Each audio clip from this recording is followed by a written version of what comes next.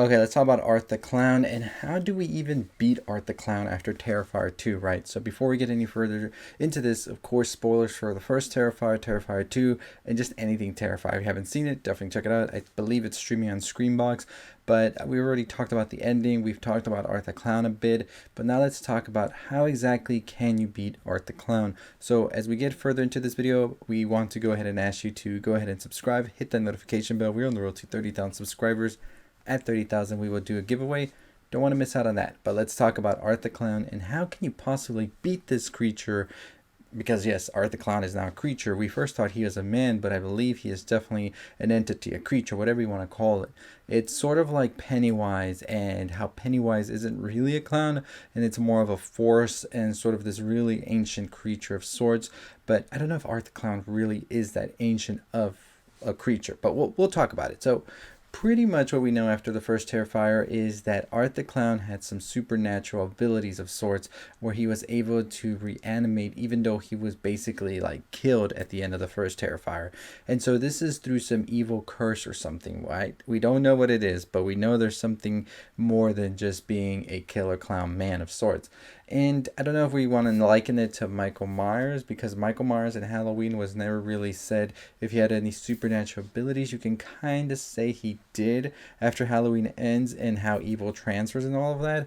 But I don't know if that's the same with Art the Clown, because at the end of Terrifier 2, we see that Sienna is able to vanquish the clown in our eyes using the sword that her father had drawn up. And we'll talk more about her father and the connection to Art the Clown, because there's a lot going on there as well. And we have some answers and we have some speculation, some theories going out. But let's talk about that, because we see Art the Clown be decapitated and we're just like, all right, that's it. How is he going to stand up after this? And it turns out he is able to be sort of reincarnated through the Maud Woman that we saw in the first Terrifier and also in this movie as well, and sort of giving birth to Art the Clown's head. We also have the little girl who is sort of the spirit of sort that's guiding Art the Clown, and we don't know exactly what her true purpose is, but it seems that she is able to continue the curse of Art the Clown down the line. And so here are my thoughts and my theories on it. I think the sword is a way to vanquish Art the Clown. I think Sienna is the one that's going to take down Art the Clown whenever this is ever finished, and I think that's because that's her father threw it out. We do know that her father drew also Art the Clown and some of the crimes and all of that. So is her father sort of like this page master of sorts that has sort of seen this prophecy in his head already, and he sort of drew it all out, and then it sort of got the best of him, and that's why he went on to unalive himself? That's a question right there. Did he already see this prophecy and how it was going to play out, and he just gave the notes to Sienna and her brother to know what is next and what is coming? Is there more pages we haven't seen in here also?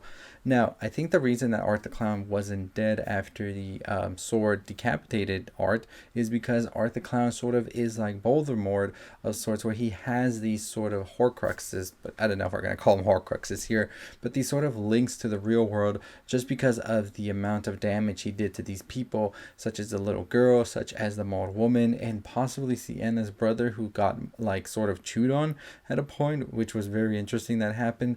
Could he be a link now to Art the Clown as well? That's a question we will definitely get the answers to pretty soon.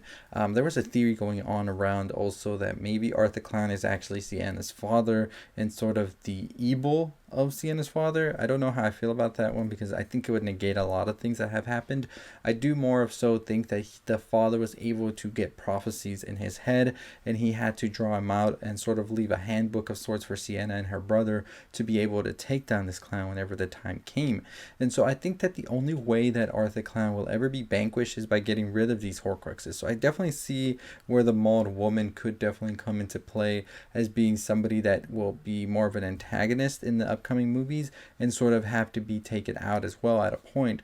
We've already seen that she is somebody who can be sort of manipulative of sorts to attack, as she attacked the reporter, and I believe that we will definitely see her maybe escape out of where she is right now.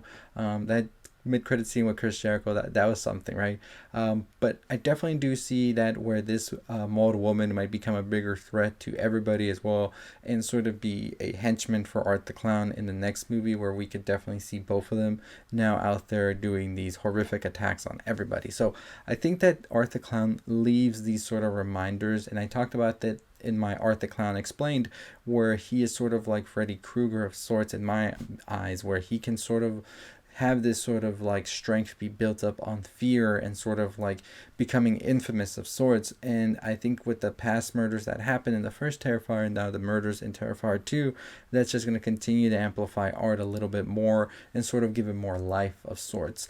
I think that they're definitely going to have to go back to what happened with his first victim and how that all came to be in order to uncover the truth of Art the Clown, which we don't have yet, but I'm pretty sure Damien Leone is definitely going to have some of those subtle hints dropped throughout the next movie, which I'm pretty sure they're going to make because this movie has like 40x its budget already. So we're definitely going to see more of that lore be sort of brought up, and I'm excited to see how it's all played out. But I'm curious to know your thoughts and your opinions on Art the Clown. What do you think about everything so far? What are you most excited to see from him? I definitely do think that the only way to defeat Art the Clown is through using the way of the book that the father left, where we're going to find out some more about him we might have not known.